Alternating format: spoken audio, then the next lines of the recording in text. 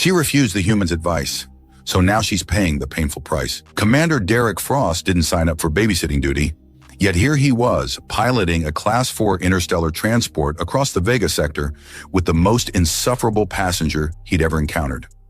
The military had promised him action, adventure, and purpose after the Rigelian conflict. Instead, they'd assigned him to escort a spoiled alien diplomat's daughter to the remote desert world of Araxis. How much longer? Kira Talani asked for the 5th time in an hour, her orange-tinted skin practically glowing with impatience under the ship's lights. Her silver hair cascaded down her shoulders as she leaned over his pilot's chair, invading his personal space with a scent like exotic flowers and spice. "Still 6 hours," Derek replied through gritted teeth, his muscular frame tense beneath his form-fitting gray combat suit. "Just like when you asked 5 minutes ago." Kira huffed, her full lips forming a perfect pout. "This transport is archaic. My father's personal shuttle could make this journey in half the time." "Then you should have taken Daddy's shuttle," Derek muttered, focusing on the navigation console. "What was that?" Her amber eyes narrowed dangerously. "Nothing, Lady Talani." He straightened his posture, military training kicking in despite his irritation. "Perhaps you'd be more comfortable in the passenger quarters? I've heard the entertainment system is adequate." Kira laughed, a sound like wind chimes that somehow managed to be both beautiful and condescending. "I've exhausted your pathetic collection of human media. Your species has such primitive tastes." Derek bit his tongue. 3 more days of this assignment, then back to real military work. He could endure. He had survived the vacuum of space for 90 seconds during the Battle of Proxima Centauri. He could survive one entitled Alien Princess. An alarm blared suddenly, red lights flashing across the cockpit. Derek's training kicked in instantly, his hands flying across the controls. "What's happening?" Kira demanded, her arrogance replaced by genuine concern. "Engine malfunction," Derek replied, his voice calm despite the chaos. "We're losing power to the main thrusters. We need to make an emergency landing." "On that?" Kira pointed to the view screen showing the approaching planet, Araxis, their destination, but they were approaching too fast and at the wrong angle. Better than the alternative, Derek engaged the emergency protocols, the ship shuddering violently as it entered the atmosphere. "Strap in, now." For once, Kira didn't argue. She slid into the co-pilot's seat, securing the harness as Derek fought to control their descent. The ship groaned in protest, external temperature readings climbing dangerously. "We're coming in hot," Derek announced, his strong hands steady on the controls. "Brace for impact." The transport skidded across the desert surface, kicking up massive clouds of reddish dust. Metal screamed against stone as the ship finally came to rest, tilted at an awkward angle against a massive rock formation.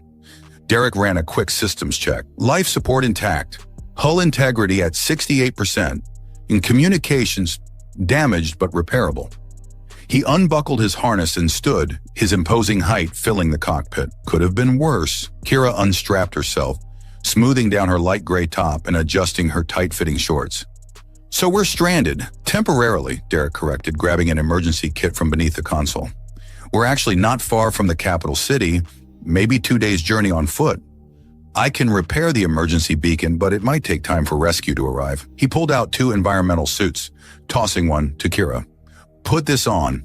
Araxis might look like a standard desert, but it's home to some of the most dangerous flora in the sector.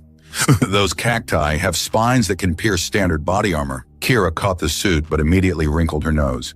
"This is hideous, and it smells like human sweat." "It's clean," Derek assured her, already pulling his own suit over his combat gear. "And it will keep you alive. The Araxis needle cactus is notorious. Its spines contain a neurotoxin that can paralyze within minutes."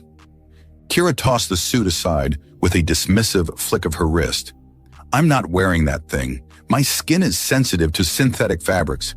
Besides, we're just going outside to assess the damage, right?" Derek sighed, running a hand through his light brown hair. "Your funeral, princess. Don't say I didn't warn you." "I'll just be a minute," Kira announced, sauntering toward the ship's exit hatch. "I want to feel real sunlight on my skin after days in this metal box." Derek watched her with growing exasperation. The tight-fitting shorts she wore accentuated her curves in ways that were difficult to ignore, but her stubbornness was quickly overshadowing any attraction he might have felt. "Last chance," he warned, holding up the protective suit. Those cacti aren't just decorative. They're evolutionary killing machines. Kira rolled her eyes. My species evolved on a world far harsher than this dust ball. We're naturally resilient to most toxins. Your funeral, Derek muttered, securing his own helmet. The hatch opened with a hiss, releasing a blast of hot, dry air. Kira stepped out confidently, her silver hair gleaming in the harsh sunlight of Araxis's twin stars. Derek followed closely behind, his eyes constantly scanning their surroundings through his helmet's protective visor. The ship had carved a deep furrow in the red sand, ending in a small clearing surrounded by clusters of tall, blue-tinged cacti. Their spines glinted menacingly in the sunlight, some nearly 30 centimeters long and as sharp as surgical needles. See? Kira gestured around. Perfectly safe. You humans are so… Her scream pierced the desert silence as she backed directly into a cluster of needle cacti. The spines penetrated her clothing with ease, embedding themselves in the soft flesh of her thighs and buttocks. Don't move, Derek commanded, rushing to her side. Every movement drives them deeper. Tears welled in Kira's amber eyes as she froze in place. It burns! Get them out! Derek carefully guided her away from the cacti, supporting her weight as her legs began to tremble. I warned you, he said, his voice a mixture of concern and frustration. Let's get you back inside. Once in the ship, he laid her face down on the medical cot. I need to remove those spines immediately. The neurotoxin spreads quickly. Just do it, she hissed through clenched teeth. Derek retrieved the medical kit and cut away the fabric around the embedded spines. He tried to maintain clinical detachment as he exposed the orange-tinted skin of her lower body, now marred by dozens of blue spines. This will hurt, he warned, applying a topical anesthetic spray. It already hurts. Her insult dissolved into a gasp as he extracted the first spine with medical tweezers. Stay still, he instructed, his voice gentler now. The more you move, the more the toxin spreads. For the next 20 minutes, Derek worked methodically, removing spine after spine. Kira's complaints gradually subsided, replaced by occasional whimpers that stirred something protective in him despite his irritation. Almost done, he assured her, noticing with growing concern that her skin was developing a bluish tinge around each puncture site. Her breathing had become shallow and her body trembled beneath his hands. I feel strange, she murmured, her voice slurring. Cold but hot. Derek quickly scanned her with the medical tricorder. Damn it. The toxin's spreading faster than I expected. He administered a broad-spectrum antitoxin, knowing it might not be specific enough for Araxis cacti venom. Stay with me, Kira, he urged, turning her onto her back. Her eyes were unfocused, pupils dilated. Talk to me. Tell me about your homeworld. So bright here, she whispered, reaching up to touch his face. Her fingers traced his jawline with unexpected tenderness. You're not terrible for a human. Despite the situation, Derek felt a smile tug at his lips. High praise from Her Highness. Not a princess, she mumbled. Just a important father. Her hand fell away as her eyes fluttered closed. The medical scanner showed her vital signs weakening. No, Derek muttered, administering another dose of antitoxin. Don't you dare die on my watch. He activated the ship's emergency medical protocols, which recommended immediate treatment with a specific antivenin, available only at settlements or medical facilities. Derek made a quick decision. He couldn't wait for rescue. The nearest settlement was a day's journey on foot, but there was a trading post marked on his maps just a few hours away. He carefully lifted Kira's now unconscious form, surprised at how light she felt in his arms. Her silver hair spilled over his armored forearm, and her head rested against his chest. Even in this state, there was something undeniably alluring about her. You just had to be stubborn, he said softly, securing her in the co-pilot's seat. He programmed the ship to broadcast a distress signal, then packed essential supplies and the portable medical kit. As he prepared to leave, Kira stirred slightly. Her eyes opened halfway, glassy with fever. Derek? She murmured, using his first name for the first time. I'm here, he replied, checking her pulse. It was rapid but steady. Don't leave me, she whispered, her hand weakly grasping his. Something shifted in Derek's chest, a protective instinct he hadn't felt since losing his squad in the Rigelian conflict. I'm not leaving you, he promised, but I need to get help. The antivenin is our only option now. She nodded faintly, her fingers intertwining with his. You're warm, she observed, a strange note in her voice. Humans run hot. And you're burning up with fever, he replied, concerned by the flush spreading across her orange skin. Always found humans fascinating, she continued, her words drifting. So resilient, so passionate. Derek gently disengaged his hand, attributing her unusual candor to the toxin's effect. Save your strength. I'll be back with help before you know it. As he prepared to depart, he couldn't help but notice how vulnerable she looked, so different from the haughty diplomat's daughter who had boarded his ship. Perhaps there was more to Kira Talani than he'd initially thought. Kira floated in a sea of blue light, her consciousness adrift between reality and hallucination. The neurotoxin coursing through her system had transformed her perception, breaking down the carefully constructed walls of her mind. Father? She called out, seeing the stern face of Ambassador Talani materialize before her. I've failed you again. The apparition shook its head disapprovingly.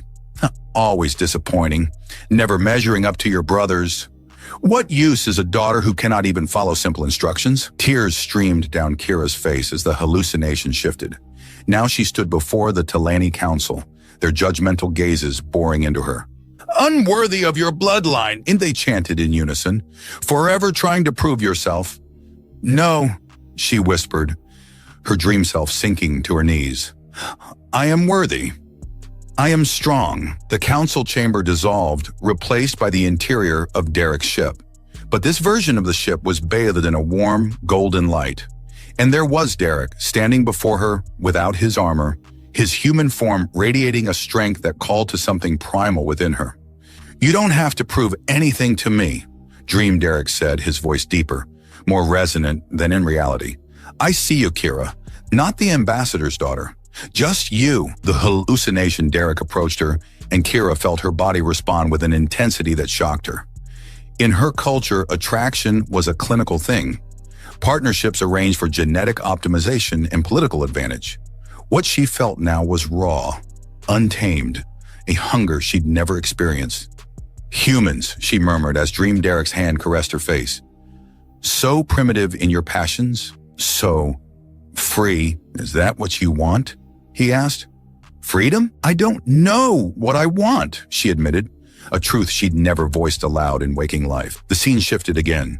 Now she was running across the desert, Derek beside her, both of them laughing as they escaped some unseen pursuer. The joy she felt was intoxicating. This isn't real, she told herself, even as her dream self reached for Derek's hand. Does it matter? Dream Derek replied. Sometimes the unreal shows us what we truly desire. Kira's fever dreams cycled through scenarios, some terrifying, others tender. Through them all, Derek remained a constant presence, protecting her, challenging her, seeing her in ways no one in her life ever had. In one particularly vivid hallucination, she stood before her father, Derek at her side. I choose him, she declared boldly, not the mate you've selected. Him? Her father's face contorted with rage. A human? You would disgrace our lineage for a primitive species? They are not primitive, she countered. They feel everything we've taught ourselves to suppress. They embrace life instead of analyzing it. They're magnificent. The hallucination shattered, and Kira found herself back on the medical cot, alone in the ship. Her body burned with fever, but something else burned within her, too. A realization that had been building since she first met the frustrating, captivating human commander. Derek, she whispered to the empty ship, come back. Meanwhile, Derek pushed himself across the harsh desert terrain, the portable medical scanner strapped to his wrist, beeping with Kira's increasingly erratic vital signs. The trading post was still an hour away, and the antivenin with it. Hang on, he muttered as if she could hear him. Just hang on. His comm unit crackled with a message from the ship's AI. Warning. Patient exhibiting elevated hormonal activity consistent with Talani reproductive cycle. Possible toxin interaction. Derek frowned. He knew the basics of Talani physiology from his military briefings. Their reproductive biology was typically dormant until activated by specific biochemical triggers. Could the cactus venom have triggered something? He increased his pace, ignoring the burning in his lungs as Araxis's thin atmosphere taxed his endurance. The twin suns beat down mercilessly, but the thought of Kira alone and suffering drove him forward. When he finally reached the trading post, little more than a collection of prefabricated structures huddled against a rock formation, he wasted no time in locating the medical supplier. "Araxis cactus antivenin," he demanded, slapping his military ID on the counter. "Emergency situation." The trader, a grizzled human with skin leathered by years under the desert suns, raised an eyebrow. "Military, huh? What's the Terran Alliance doing in this backwater?" "Private transport mission," Derek replied curtly. "The antivenin." Now, the trader shrugged and retrieved a small vial of iridescent liquid. "This'll neutralize the neurotoxin, but any secondary effects are on their own timeline." "Secondary effects?" "Depends on the species," the trader explained. "In some, there's a hormonal response, especially in females of compatible humanoid species." He gave Derek a knowing look. "Talani, by any chance?" Derek's expression must have confirmed it, because the trader chuckled. "Thought so. You might want this too." He slid a second vial across the counter. "Hormone stabilizer. Unless you want to deal with a Tilani and full reproductive heat. They're quite intense." Derek hesitated, then took both vials. "How much, For the Alliance? No charge. Just remember Outpost 37 next time your superiors are distributing supply contracts." With a nod of thanks, Derek sprinted back toward the ship, the precious antivenin secure in his pack. The medical scanner showed Kira's condition stabilizing, but her hormonal readings were spiking in patterns he'd never seen. As he approached the ship, a new sense of urgency filled him, not just to administer the antivenin, but to see her again. The realization caught him off guard. When had the annoying diplomat's daughter become someone he genuinely cared about? Derek burst into the ship, antivenin clutched tightly in his hand. The sight that greeted him made his breath catch. Kira writhing on the medical cot, her silver hair plastered to her forehead with sweat. Her orange skin flushed with an almost luminescent quality. "Derek," she gasped, her eyes flying open. "You came back." "Of course I did," he replied, quickly preparing the antivenin injection. "I said I would." Her hand caught his wrist with surprising strength.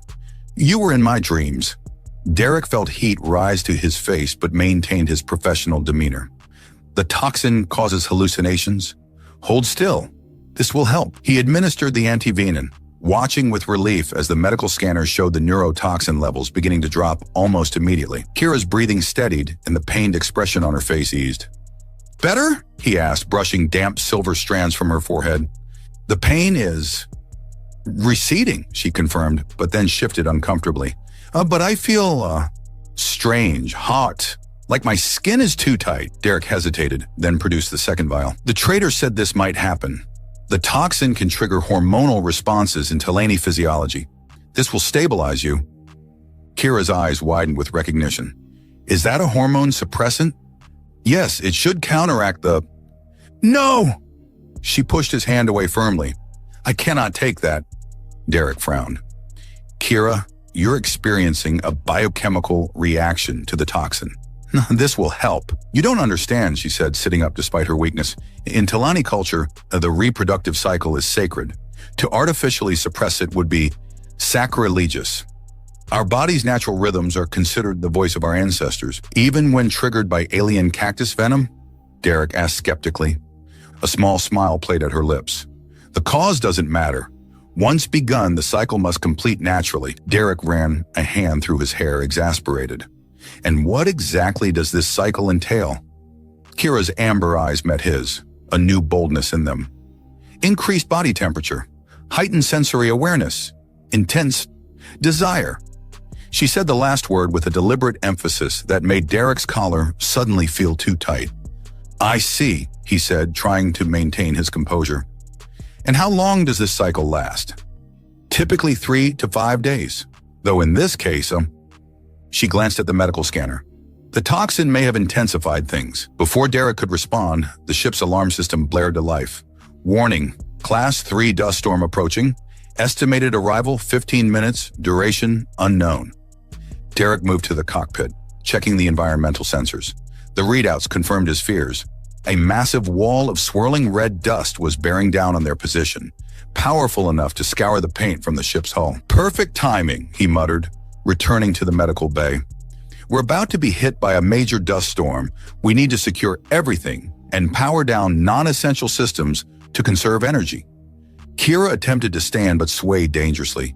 Derek caught her by the shoulders, steadying her.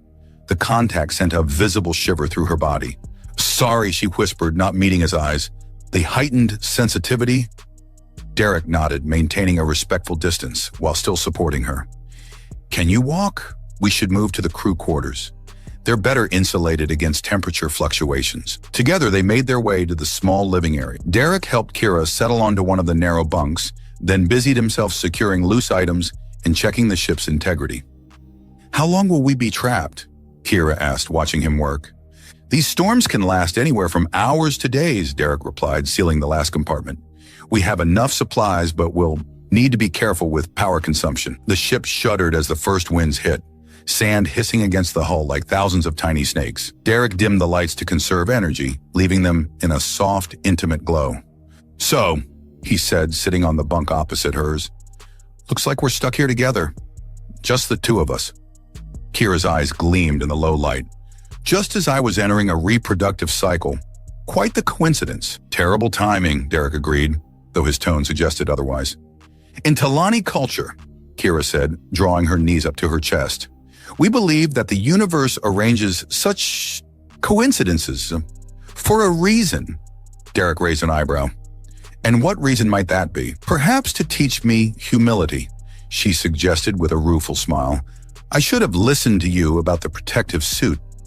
"Yes, you should have," Derek agreed, but without malice, "though I'm starting to think your stubbornness might be one of your more endearing qualities." Kira laughed, a genuine sound without her usual haughtiness. "Humans, always finding virtue in flaws." "It's what we do best," Derek replied with a grin, "finding the good in the bad, making the best of difficult situations."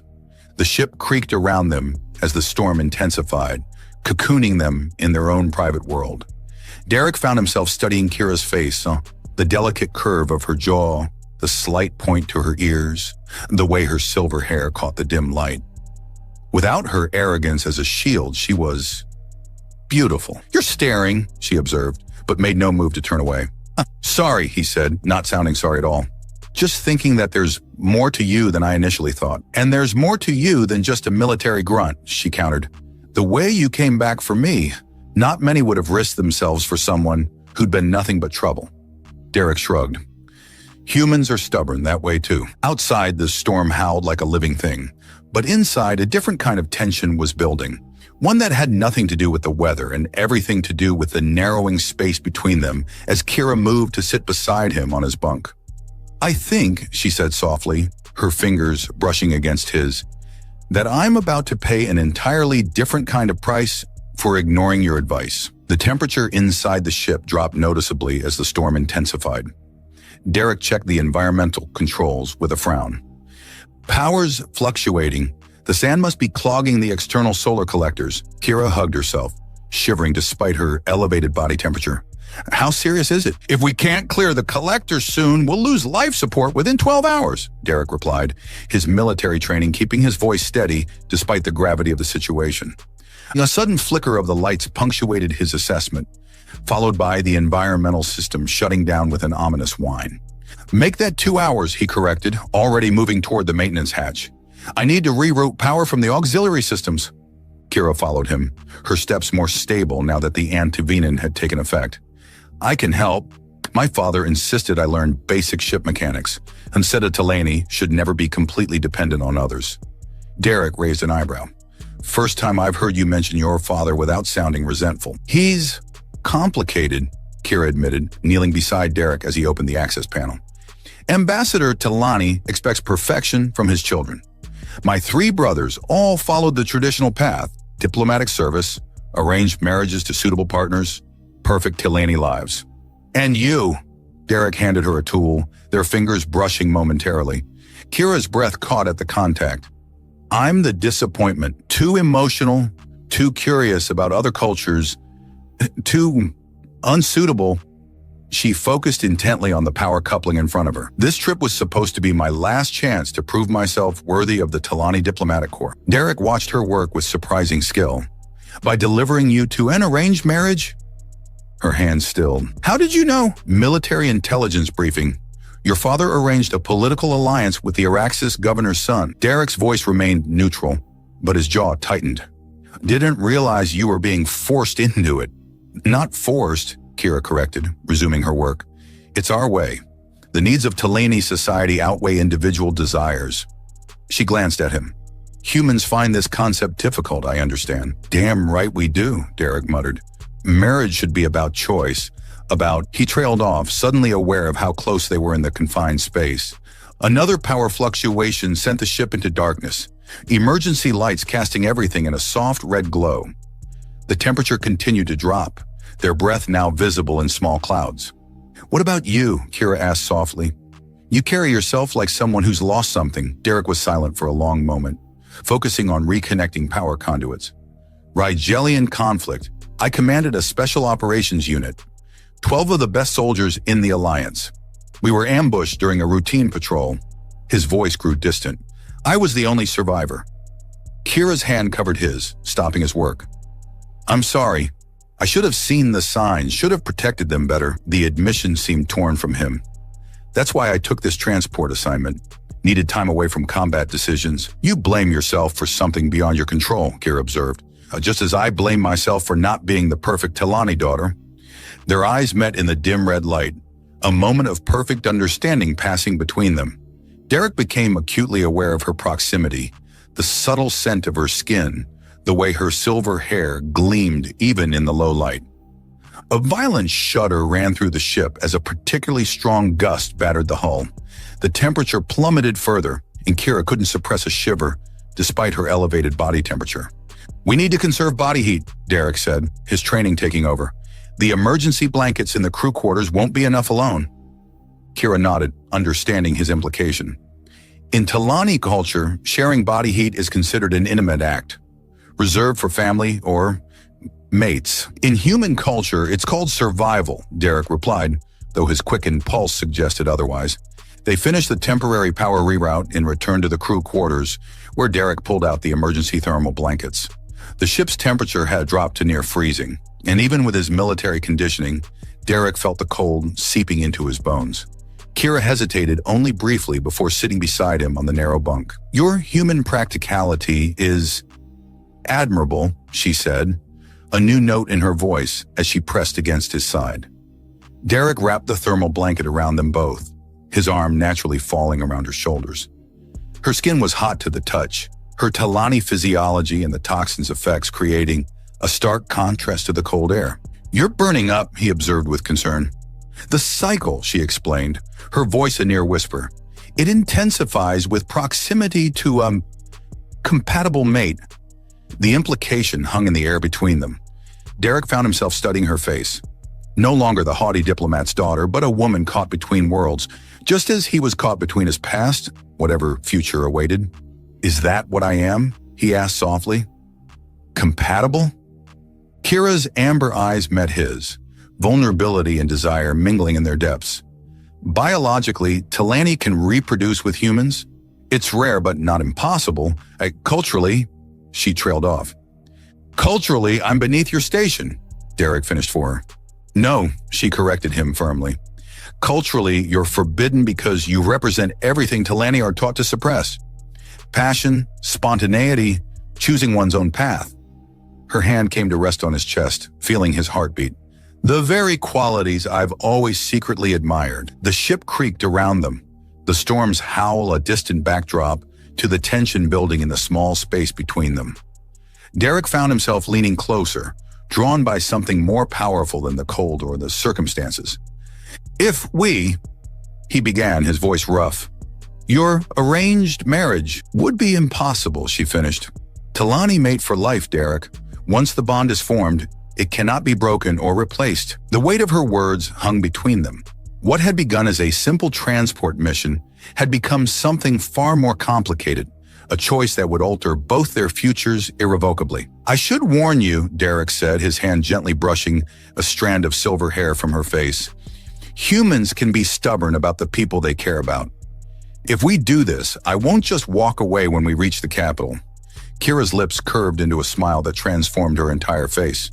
then perhaps ignoring your advice about the protective suit wasn't entirely a mistake. As their lips finally met, the ship's systems hummed back to life around them, warmth gradually returning to the cabin. But neither of them noticed, lost in a different kind of heat entirely. Morning arrived with startling clarity on Araxis. The storm had passed during the night, leaving behind a transformed landscape, dunes shifted, rock formations exposed, and the ship partially buried in fine red sand. Derek woke first, momentarily disoriented by the weight of Kira curled against him. Silver hair spilled across his chest, her orange-tinted skin warm against his. The events of the previous night rushed back, bringing with them a mixture of contentment and concern. He gently extricated himself, careful not to wake her. The ship's systems had stabilized overnight, but the diagnostic panel showed significant external damage. They'd need to make repairs before attempting to reach the capital. Kira stirred, her amber eyes opening slowly. For a moment, she simply watched him, a vulnerability in her expression he'd never seen before. "No regrets?" he asked softly. She stretched, cat-like and graceful. "Talani don't believe in regrets, only in consequences." Her lips curved into a smile. "Though I admit the consequences of ignoring your advice about the protective suit have been unexpected." Derek laughed, the sound rich and genuine. "That's one way of putting it." He returned to the diagnostic panel, frowning at the readouts. "We've got work to do if we want the ship flying again. The main thrusters are clogged with sand, and the communications array needs realignment." Kira joined him, wrapping the thermal blanket around her shoulders. "How long?" "A day, maybe 2. He glanced at her. "Which means we'll reach the capital just in time for your arrangement." The unspoken question hung between them. Kira's expression grew serious. "I can't go through with it now," she said quietly. "Even if we hadn't. Talani bonding is irreversible, Derek. What happened between us last night formed a connection that can't be undone." Derek felt a weight lift from his shoulders, replaced immediately by a new concern. "Your father won't accept that easily." "No," she agreed. "He won't." They dressed and began repairs, working side by side under the punishing twin suns. Derek was impressed by Kira's technical knowledge and determination. The spoiled diplomat's daughter was revealing hidden depths with each passing hour. By midday, they'd cleared the thrusters and were working on the communications array when Kira suddenly doubled over, a wave of nausea hitting her without warning. "Kira!" Derek was at her side instantly, supporting her as she swayed. "I'm fine," she insisted. Though her orange skin had paled to an alarming amber hue, just the heat. Derek guided her back into the ship, concern etched on his features. "Let me scan you. The toxin might be having delayed effects." She didn't resist as he ran the medical scanner over her trembling form. The results made his eyes widen. "That's impossible," he muttered, running the scan again. "What is it?" Kira asked, her voice small. Derek looked up, his expression a mixture of shock and wonder. "According to this, you're pregnant. But it's only been hours since we—" Kira didn't appear surprised, merely placing a hand on her abdomen. "Talani reproductive biology is accelerated compared to humans, especially during a proper cycle, and the toxin may have enhanced the process." She met his gaze steadily. "This is why our reproductive cycles are considered sacred. They're remarkably efficient." Derek sat heavily beside her, processing the implications. "A baby, our baby." "Yes," Kira watched him carefully. "In Talani culture, this would cement our bond beyond any question. No one, not even my father, could interfere. And in human culture," Derek said slowly, taking her hand, "it means I'm not going anywhere." Relief flooded her features. "You're not upset?" "Surprised, yes. Terrified, definitely." He smiled, squeezing her hand. "But upset? No, somehow this feels, right."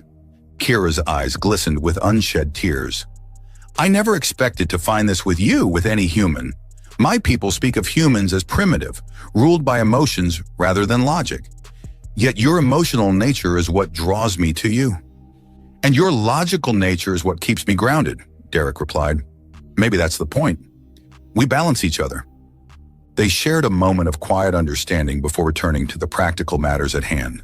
The pregnancy complicated things. Kira would need proper medical care, and they needed to reach the civilization sooner rather than later. By sunset, they'd completed the essential repairs. The ship wouldn't win any beauty contests, but it would fly. As they prepared for departure, Derek received an incoming transmission, the first since the storm cleared. "Commander Frost," barked a familiar voice. "This is General Harrington. Report your status immediately." Derek exchanged a glance with Kira before responding. "Sir, we experienced technical difficulties and were forced to make an emergency landing. Repairs are complete and will resume course to the capital tomorrow morning." "Is the Talani ambassador's daughter unharmed?" the general demanded. Derek hesitated, looking at Kira. She nodded encouragingly. "Lady Talani is, well, sir. There were some complications involving local wildlife, but the situation has been resolved." "Good. Ambassador Talani has been breathing down our necks. Get her to the capital for this damn ceremony without further incident." "That's an order, Commander." "Sir, about that," Derek began, but the general cut him off. "No excuses, Frost. Complete your mission. Harrington out." The transmission ended abruptly, leaving an uncomfortable silence. "Well," Derek said finally, "that complicates things." Kira approached him, determination in her stance. "No, it simplifies them. We now have a legitimate reason to refuse the arranged marriage. Talani law is clear. The child's welfare supersedes political arrangements. And if your father doesn't see it that way," her expression hardened, "then we'll make him see it. I've spent my life trying to earn his approval. Perhaps it's time I earned my own instead." Derek pulled her close, marveling at the transformation in the woman who had boarded his ship just days ago. "I'm starting to think getting stung by those cacti was the best thing that ever happened to you." Kira laughed, the sound lighter than he'd ever heard from her. "I'm paying quite the price for ignoring your advice, Commander Frost." She placed his hand on her abdomen. "Though I find I don't mind the cost." As night fell over the desert, they plotted their course to the capital and the confrontation that awaited them there. Whatever came next, they would face it together. The stubborn human commander and the Talani diplomat's daughter, who had found something neither of them had been looking for. The gleaming spires of Arax's capital rose from the desert like a mirage, a stark contrast to the harsh landscape surrounding it. Derek guided the ship toward the designated landing pad, his jaw set in determination.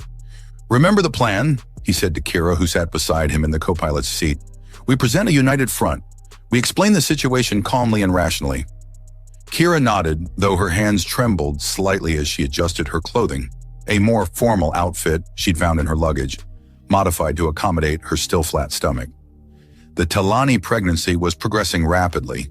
According to the medical scanner, she was already equivalent to several weeks along, despite it being only a day since conception. "My father won't be rational about this," she warned. "Talani pride themselves on emotional control, but when it comes to family honor, that control can slip." Derek reached over and squeezed her hand. "Then we'll be rational enough for everyone." As they approached the landing pad, the communications system crackled to life. "Transport vessel Hermes, this is Arax's control. You are directed to landing pad 7. Security personnel will meet you upon arrival." Derek frowned.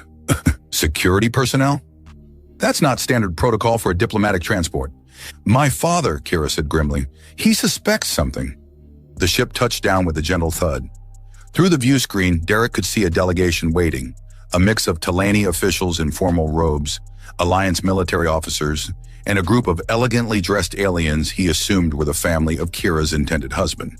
At the center stood a tall, imposing Talani male with silver hair streaked with black, his orange skin darker and more weathered than Kira's.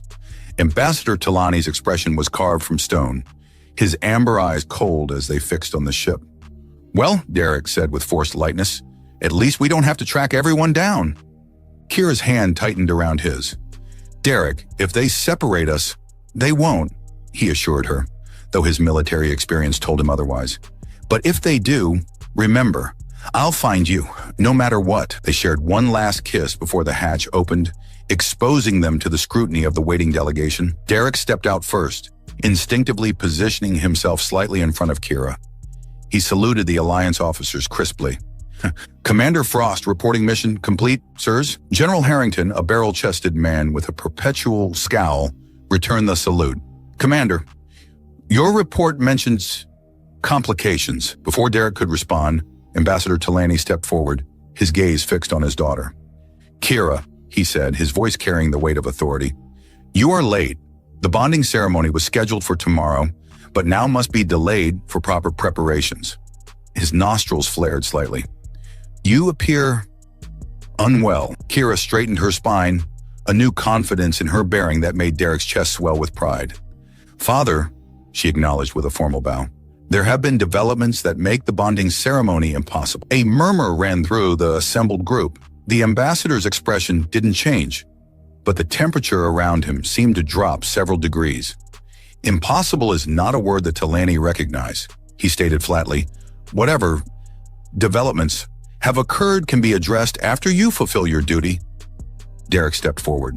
Sir, with all due respect, Commander Frost, General Harrington interrupted sharply, you will accompany these officers for debriefing. Now, 2 Alliance security officers moved to flank Derek. He stood his ground, looking to Kira. I'm not leaving her side. Ambassador Talani's eyes narrowed dangerously. This is a family matter, human. Your transport duties are complete. He stays with me, Kira declared, her voice ringing with authority that surprised everyone, including her father. By Talani law, he has that right. The ambassador's composure cracked slightly. What nonsense is this? Kira placed a hand on her abdomen, the gesture unmistakable in its meaning. I carry his child, father. We are bonded in the most ancient and irreversible way recognized by our laws. The silence that followed was deafening. Ambassador Talani's face cycled through shock, disbelief, and finally cold fury. The family of Kira's intended husband began whispering urgently among themselves. Impossible, the ambassador finally hissed. You cannot have bonded with a human. The medical scans confirm it, Kira replied steadily. The child grows within me. The bond is formed. General Harrington recovered first, his face purpling with rage. Commander Frost, you were ordered to transport the ambassador's daughter, not to fall in love with her, Derek finished, standing tall. With all due respect, sir, that wasn't covered in my mission parameters. Before anyone could respond, Alliance security officers moved swiftly, separating Derek from Kira, despite their protests. Derek struggled against their grip. This is against regulations. You can't. Commander Frost is hereby relieved of duty pending investigation into conduct unbecoming an officer, General Harrington announced formally. Take him to headquarters for questioning. Simultaneously, Ambassador Talani gestured to his aides. Escort my daughter to our residence. Our physicians will examine her and determine the truth of these claims. Kira fought against the hands that pulled her away from Derek. No! You can't separate us. The bond will be verified, her father cut her off coldly. And if found valid, addressed accordingly. As they were pulled in opposite directions, Derek caught Kira's desperate gaze. I'll find you, he called out. I promise. The last thing he saw before being forced into a military transport was Ambassador Talani leaning close to his daughter, his expression grave as he spoke words Derek couldn't hear. Hours later, Derek sat in a sterile interrogation room at Alliance headquarters, having repeated his story 3 times to increasingly skeptical officers. His commander's insignia had been removed, his status reduced to pending review. Let me get this straight, Colonel Mercer said, reviewing the notes.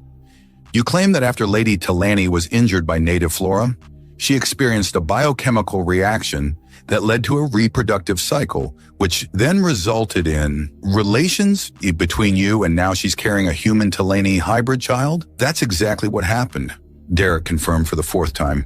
And according to Talani law, that makes us bonded for life. The arranged marriage cannot proceed.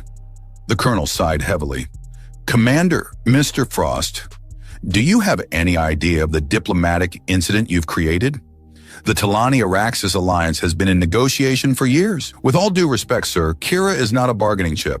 She's a person with rights under both alliance and Talani law. A knock at the door interrupted them.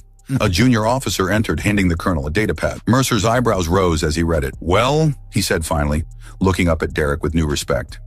It seems the Talani medical examination has confirmed Lady Kira's pregnancy. Ambassador Talani has requested your immediate release into his custody. Derek's heart leapt. Is Kira all right? According to this, she's refusing all food and medical treatment until she sees you. The colonel's expression softened slightly. You've certainly made an impression, Frost. As Derek was escorted from headquarters, he wondered what awaited him at the ambassador's residence. Would Kira's father accept their bond, or was this summons the prelude to something more sinister? Either way, he was one step closer to reuniting with Kira, and he had no intention of being separated from her again. The ambassador's residence loomed before Derek, its architecture an elegant blend of Talani curves and Araxian angles. Alliance security escorted him to the entrance, where Talani guards with impassive faces took custody of him without a word. Derek was led through corridors adorned with artifacts from a dozen worlds until they reached a grand chamber. Ambassador Talani sat at the head of a long table, flanked by Talani elders on one side and the family of Kira's intended husband on the other. Kira herself stood by a window, her face lighting up when she saw Derek. "Derek!" She moved toward him, but her father's sharp command froze her in place. "Remain where you are, daughter. This matter is not yet resolved." Derek straightened his shoulders, meeting the ambassador's cold gaze. "With respect, sir, according to Talani law, it is resolved. Kira carries my child. We are bonded. So the medical scans confirm," the ambassador conceded reluctantly. "However, there are complications." A distinguished Talani male rose from beside Kira's intended husband, an older version of the young man who glared at Derek with undisguised contempt. "I am Prefect Valen," he announced. "My son's marriage to Ambassador Talani's daughter has been arranged for 7 cycles. Contracts were signed, alliances formed. Your interference has cost my family greatly." "I understand your position," Derek replied diplomatically, "but surely no contract supersedes Talani bonding law." The ambassador's expression tightened. "The human is correct about our laws," he admitted reluctantly. "However, there is the matter of compensation." "Name your price," Derek said without hesitation. The room fell silent. Even Kira looked surprised at his directness. Ambassador Talani leaned forward. "You would pay reparations? For Kira and our child? Anything?" The ambassador exchanged glances with Prefect Valen, then addressed Derek. "Human currency is worthless in this matter. The price must be paid in Talani tradition." "Name it," Derek repeated. "The right of valor," the ambassador declared. "An ancient trial to prove a mate's worthiness. Few Talani attempt it. No off-worlder ever has." Kira gasped. "Father, no!" "The right is dangerous even for those raised in our traditions. It is his right to attempt it," the ambassador countered. "If he succeeds, the bond will be recognized, and Prefect Valen's family compensated from my own holdings. If he fails..." He left the consequence unspoken. Derek looked to Kira, who shook her head minutely, fear evident in her eyes. But he had faced worse odds in the Rigelian conflict. "I accept," he stated firmly. The ambassador nodded, seemingly unsurprised. "The rite begins at dawn." As the meeting adjourned, Prefect Valen approached Derek, his son trailing behind. "Human," he said, his tone neutral but not hostile. "Your willingness to undergo the rite is unexpected. My people have long believed humans lack the discipline for our ways." "We're full of surprises," Derek replied evenly. The prefect studied him. "Indeed, perhaps that is why my son's intended chose you." He glanced at his scowling offspring. "A lesson in humility for us both, I think." After they departed, Derek was finally permitted to approach Kira. She flew into his arms, her body trembling. "You fool," she whispered against his chest. "The rite has killed Talani warriors in their prime." "Then I'll be the first human to succeed," he assured her, stroking her silver hair. "What exactly does this rite entail?" Kira pulled back, her expression grave. 3 trials, mind, body, and spirit. "But there's something else you should know." She placed his hand on her abdomen, which now showed a slight swell. "Our child is special." "Special how?" Ambassador Talani answered, approaching silently. "Human Talani offspring are exceedingly rare, Commander Frost. The few recorded cases in our history produce children with unique abilities, enhanced intuition, accelerated healing, mental capabilities beyond either parent species." Derek processed this information. "Is that why you're allowing me to attempt the rite instead of just having me removed?" The ambassador's expression remained impassive, but something shifted in his eyes. "Partially, but also because my daughter has never defied me so completely before. Such determination is a trait I had not believed she possessed." "She's stronger than you know," Derek said. "Perhaps," the ambassador studied him, "or perhaps you bring out qualities in her that I failed to nurture." He straightened. "Rest now. Tomorrow will test you beyond anything your military training has prepared you for. Dawn broke over Araxis with brutal clarity. Derek stood in traditional Talani ceremonial attire, lightweight fabric that offered little protection, at the edge of an ancient arena carved into the desert rock. Kira approached, her own formal robes flowing around her. "The first trial tests the mind," she explained hurriedly. "You'll face illusions designed to break your concentration. Remember, no matter what you see, it isn't real." "I've faced combat hallucinations before," Derek assured her. "Not like these," she warned, squeezing his hand before joining her father in the observer's gallery. The trial began without fanfare. One moment Derek stood alone in the arena, the next, he was surrounded by swirling mist that solidified into his worst memories. The ambush that killed his squad, each death playing out in excruciating detail. He gritted his teeth, forcing himself to move forward through the apparitions. New illusions formed. Kira rejecting him, their child dying, futures too painful to contemplate.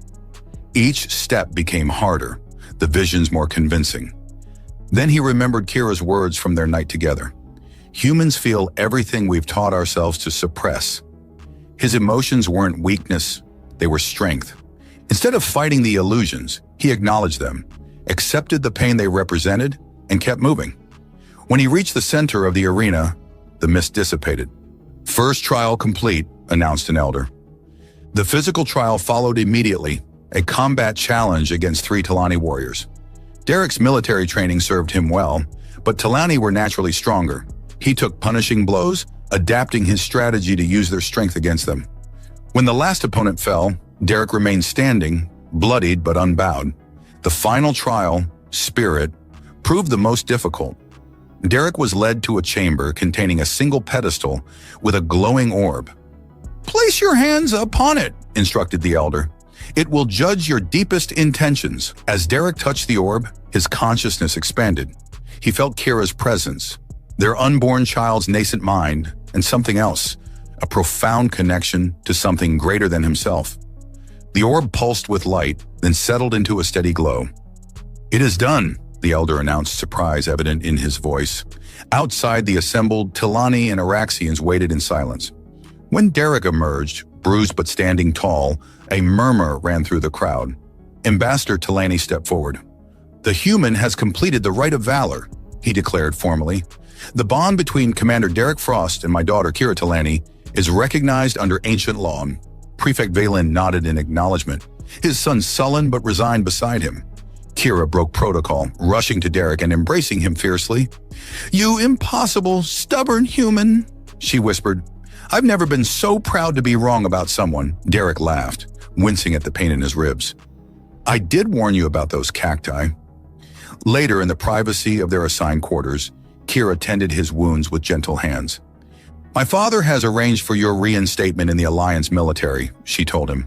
"With a promotion, no less. It seems you've impressed more than just me." "And us?" Derek asked, catching her hand. "What happens now?" Kira smiled, guiding his palm to her growing abdomen. "Now we create our own path. Talani tradition and human adaptability. Our child will have the best of both worlds." "I still can't believe all this started because you were too stubborn to wear a protective suit," Derek marveled. "Perhaps the universe knew what it was doing," Kira replied thoughtfully. "Sometimes the most painful lessons lead to the greatest joys." Derek pulled her close, marveling at how a simple transport mission had transformed into the beginning of a new life, one he'd never imagined but now couldn't live without. "So," he murmured against her silver hair, "was ignoring my advice worth the price you paid?" Kira's amber eyes met his, filled with love and mischief. "Absolutely," she declared, sealing her answer with a kiss that promised a lifetime of adventure together.